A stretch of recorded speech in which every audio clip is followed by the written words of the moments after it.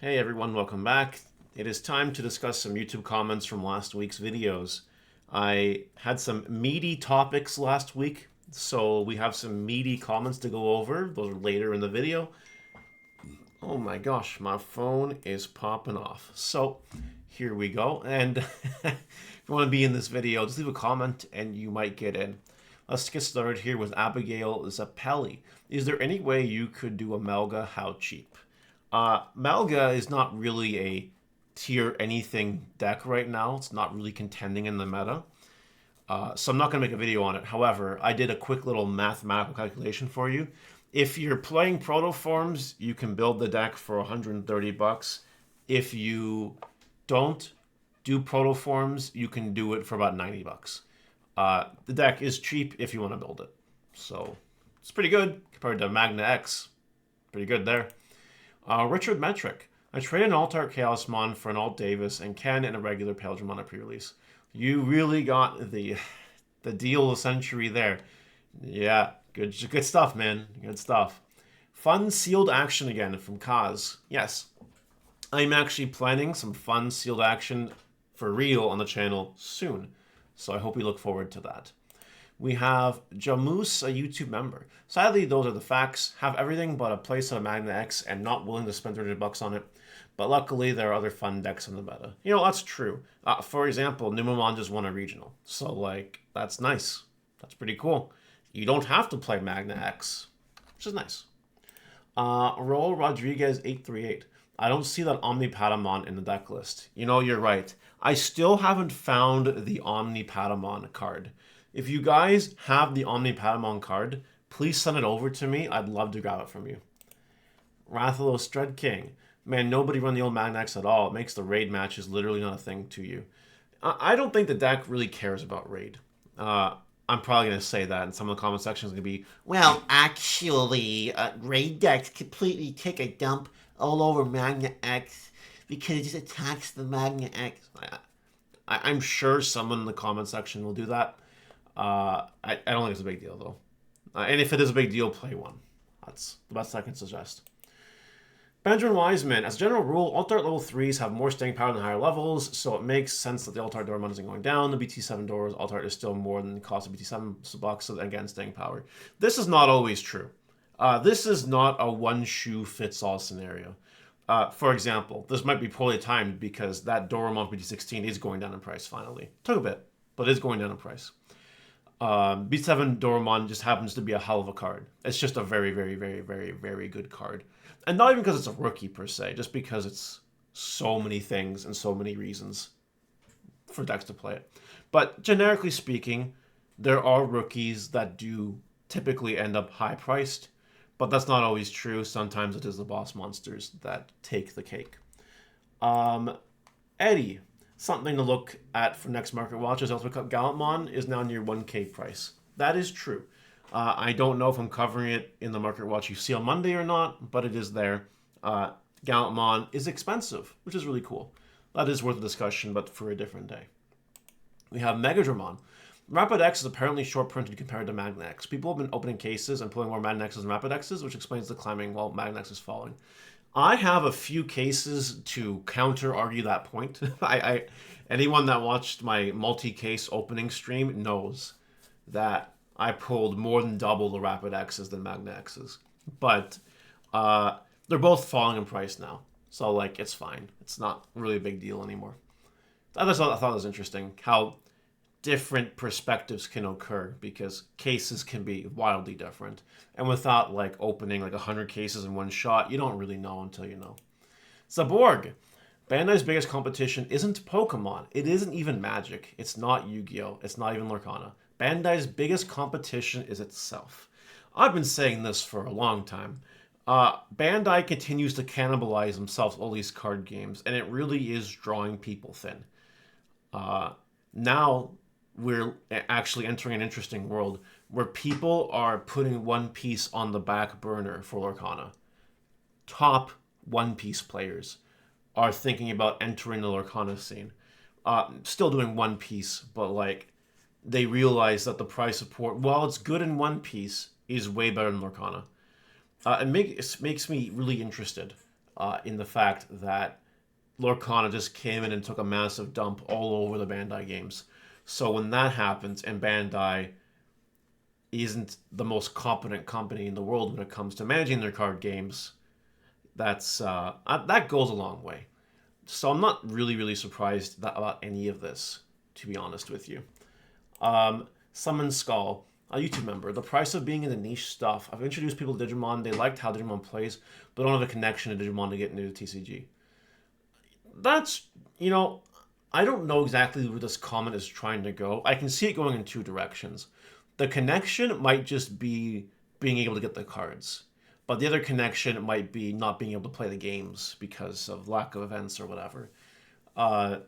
People can get it. I've introduced hundreds, if not thousands of people to Digimon throughout my YouTube presence, and not all of them play. Some of them left for One Piece. Some of them left for DBS Fusion World. Some of them left for Lorcana. And some of them just left because Digimon, to them, sucks. And that's just the way it is. That's the world we live in. We have competing ideas and ideologies from different sides of the fan base. You have these card players like the Tyler Sears and the Huang Zeros that are on the extreme end of the one positive spectrum, really making the game shine and really just trying to make it the best thing since sliced bread. Got people in the middle that are like, yeah, whatever. I'm sort of in the middle of that, on the high end and the middle end. But then you have people on the low end that are just like, fuck this, and then they move to something else. It's sad, and there's so many reasons why, but yeah, this comment doesn't surprise me for many reasons. Last File TCG. Unfortunately, Digimon franchise has always been very niche, and the only reason why it's still relevant today is because of the dedicated fan base keeping it afloat. That just goes to what I was saying. Still, I believe this year has been really good for Digimon, and Bandai seems to listen to what the player base wants. Got better prizing, mini regionals with that invite included, chase cards, 2 novels based on the game, etc. All we need now is to wait for the side-by-side release and hopefully an official simulator. I do agree with Last File TCG that the game is on the up. It's in a better place than it was 12 months ago, which is good. That's the way you want to see it. And hopefully another 12 months from now, we'll be unified in terms of sets. And then maybe in a year later, we'll have an online client or something. Those are all wins. And I, as someone who enjoys Digimon, would like to see those wins persist and keep on coming. But I think Bandai knows that Lorcana is making them look incompetent. They are.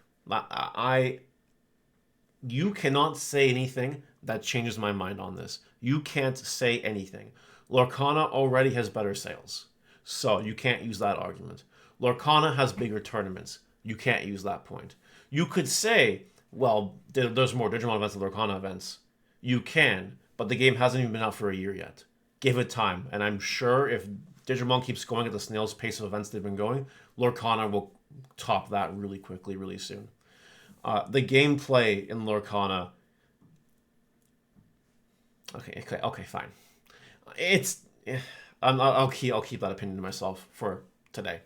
Anyway, yeah, it is what it is, and he's right. While it's easy to look at the negatives, you gotta look at the positives. And if you look, we are doing better this year than last year. And we just gotta hope that trend continues. And maybe Digimon will have some more staying power again. The Dark One falling from 7612. It was clear from the start that Lorcana will explode the Disney IP, but you are still right, the support for Digimon is ass.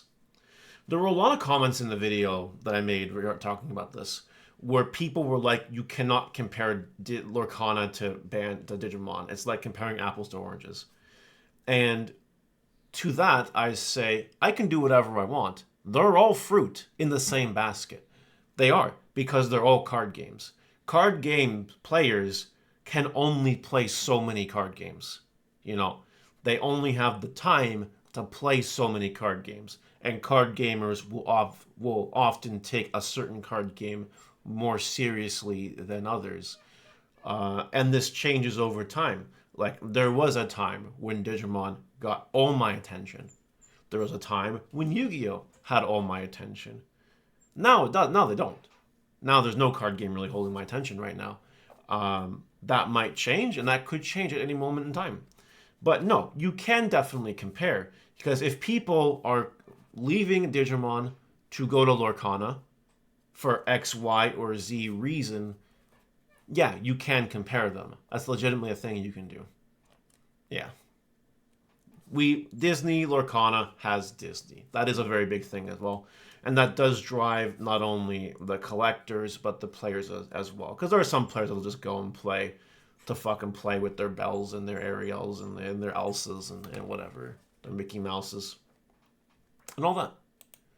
Rizu would love more insight in what you value in commentary since you deem this instance okay. I would love to give you an answer, Mr. Commentator Man Rizu here. First of all, before I even get into what I want to see with commentary, it's got to start by actually having commentary on all of the events. I believe we just had a regional that didn't have commentary at all. Bad commentary is better than no commentary, right? So before we even talk about commentary, we need to have commentary. But I'm going to leave that. I think everyone agrees with me on that point. That's fine. Okay. What is good commentary? This isn't really opinion. There are some subjective things I'm going to tell you, but there are also some objective things. You have to know what you're talking about. That's number one. You have to have a good personality. People will actually you have to want people to want to listen to you. That's really important. And you can do that by sounding enthusiastic, cracking some jokes, all the above. Many different ways you can do it. Something that I look for in commentary, and I know a lot of people do as well, they tell me about it all the time, is that you have to be able to explain what's going on. And you have to be able to elaborate on what could happen. It's not like sports, like a hockey game, when they're going all the time. There's not a moment to breathe, and there's no dead air. There's nothing like that. And you're really just doing the quick play-by-play when you're watching hockey or another sport like that, or soccer or whatever. It's not like that in Digimon, or any other card game for that matter. It's a lot slower paced. So it's about using that dead air to fill in things that people want to hear, thought experiments that people want to quench their thirst on. Like, I'll give you an example. I did this when I commentated the 3 Bandai events I commentated ever. And recently, Tyler Sear did this when he commentated the last PPG event he commentated. It really helps to have players who play the game well to commentate these events, because they're able to make these connections. They're able to say, here's the board state. Here's some things that player A could do to really take the advantage right now and win the game. Or here are some things that player B could do to counteract this and really, really do well. It's all about that next level analysis. It's really easy to play, oh, he evolved into Shakumon using a level 4 black and a yellow level 4 black. What am I saying? Let me try that bit all over again. It's really easy to say, oh, this guy took his level 4 yellow and level 4 black and turned it DNA'd into Shakumon. Now it's activating the Wind Digivolving effect. And that's really cool because now he's going to be able to do this. That's basic. That's rudimentary. I would expect a monkey to be able to do that. But what I like, it goes beyond that. I want someone to be able to say, they went to the Shakumon, they did the Wind Digivolving, which means the opponent's now going to do this. But then also, here's what the Shakumon player could do next to really turn the favor, because maybe he's playing against a Numamon deck that could do this. So if the Shakumon player can maybe make a Venusmon right now and shut down those Wind Digivolving effects, the Numamon player on the crackback might have a difficult time being able to capitalize off that. And that's a basic example in itself, but that's off the top of my brain the best I could come up with at this exact moment in time. But it's all about making those connections, right? Going beyond the play and saying the Shakumon player can do X, Y, and Z now. If he does X, this will happen and will force the opponent to be like this. If Y happens, it'll force the opponent to have to do this, otherwise he's going to lose. That kind of commentary is what you want to see. The in-depth, detailed, here's what could happen, here are all the possibilities, here are all the outcomes, here's everything you can do, and here's everything that can happen as a result of it. Which of these plays will the opponent do? We'll find out. That's good commentary, because you're not only just doing the play-by-play, but you're taking the extra mile and you're considering what could be coming, what the opponent can do, and you're getting the audience thinking. You're getting the audience to anticipate to something that could happen, or a number of events that could happen. A lot of different strings, so to speak. It's all about high-depth, detailed, competitive commentary. Going back to Tyler Sear, I'm not going to plug myself because I can plug myself whenever I want. But Tyler did this really well at the last event that he commentated. I didn't listen to the whole thing, but he was doing that, and he was doing it well-humored as well, making some fun jokes and doing some cool stuff, just like that. Whereas I cannot say, under any other circumstance, besides myself, that that's a consistent thing. When I will occasionally turn on a commentary stream, and then I'll hear the most rudimentary thing ever, and I will turn it off. Because I don't need to turn on a stream to listen to someone telling me, oh wow, Magna X just became immune. That's crazy. Well, thank you. Thank you for the statement of the year. Great job. What does that mean for the opponent? Or what can the Magna X player do now to take advantage of this situation? I like high-level, detailed commentary. And now I have an example. I came prepared for this one. I have an example of someone who I think is probably the best sports commentator in the world. Someone who does this. Or who used to do this, I should say, past tense. Don Cherry. You guys know who this guy is? If you're not Canadian, or you're not really involved in North American hockey back in the day, you might not know who this is.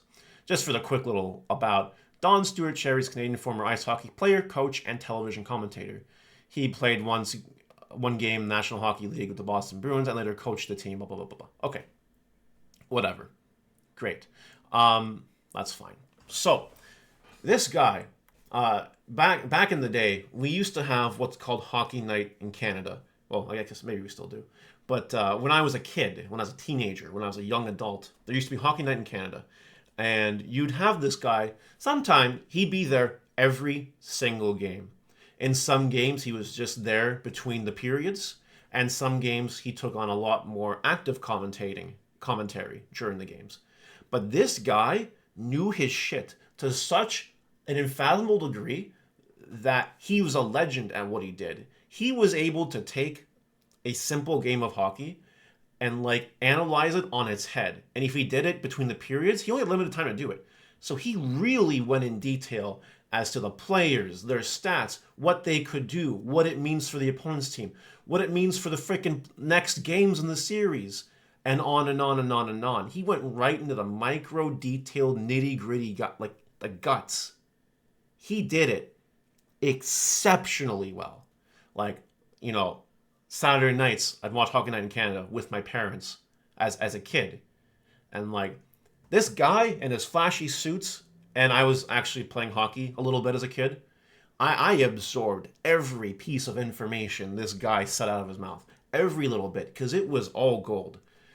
Whether he was just being funny and doing it in a funny way, and or switching back and forth flawlessly, by the way, with the commentary and the analysis on the game, and what could happen as a result, and what the players could do, and what the coaches could even do. Because this guy used to coach. That's how I know he knows what he's doing. He used to coach a team.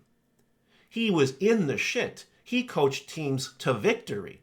He is equivalently the card players that top events. That's why I'm a big fan of Tyler when he commentates these series, because he knows how to top events. Tyler knows how to play a Digimon TCG. I love listening to Tyler commentate events. He knows. He knows his shit, which is nice. This guy, this Don Cherry fellow, he is the best sports commentator I've ever heard. And he's all about the well-humored and well-detailed analysis and the thought experiments and the stats and the metrics. And there was never a dull moment with anything he said. Anyway, yeah. So that's what I value as good commentary. It literally doesn't happen in Digimon TCG. There have been some commentators who I will not name, but literally didn't have personality or knowledge. Like, uh, it's unfortunate that this game, which is why I'm not even. I did my few commentary gigs with Digimon. I'm done. I don't care anymore. It's very much about who you know, which is a problem for commentary, unless who you know actually knows what they're talking about. But if you don't, and it's a who you know game, well, then you're just plugging your holes with whoever you want, your favorite people, and that's not the way it should happen. Yu-Gi-Oh! They'll have Billy Brake and other top gamers in the Yu-Gi-Oh! Space commentate. Billy Brake, I love listening to the guy talk because he has won and topped several events in his day. A bunch. He used to be a legendary player. Now he works for Konami. But it's that knowledge, that ability to make connections, that in-depth analysis while commentating. Pokemon has it too. The Pokemon's a little more hit or miss because sometimes they have people on there like the Wasi who is great with news and has that great radio voice, but doesn't really go in depth. But then you have the Pukovic guy. You guys know who I'm talking about. The guy who's like won worlds and used to top back in the day, now works for Pokemon, and he commentates sometimes, and that analysis is much better from a competitive insight. And he's just funnier too, and that's always a nice thing. And Magic does the same thing. Lorcana did not do that. Now, to be fair, Lorcana doesn't have like events to pick from. There are no top Lorcana players, so they picked basically content creators, and it didn't lead to the best commentary experience. Like there were some moments when I wanted to like stab an ice pick through my ear because of what I was listening to was just complete nonsense. But hopefully that gets fixed throughout the course of the game's lifetime. It's still very, very new. And hopefully this answers the question. I went really in depth with this in this one because it's a passionate topic. Because it's just another problem with Digimon, right? If we have events, the commentary isn't always good or valuable. If there's even commentary to begin with, it's just a big problem. Digimon events, like they drive me fucking up the wall. Okay, I went on way longer than I wanted to, but I hope that answered the question in depth. Lastly, and this was the comment I was most excited to answer. Dirty Diamond Z, hold your L, you were wrong about the pre-sales. Oh, yeah. Okay, so this guy's going to have to hold his L in a second. I'm just going to do a quickie here, a quick one.